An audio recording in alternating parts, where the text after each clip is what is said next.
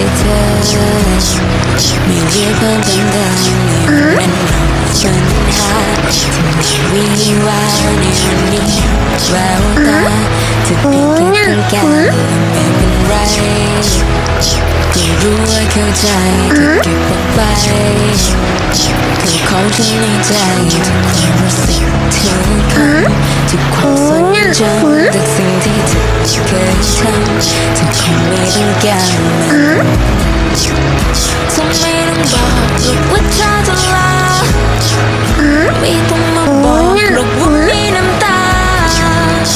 ฉันจะนับในใจไปซ่อนไว้ไกลและนาน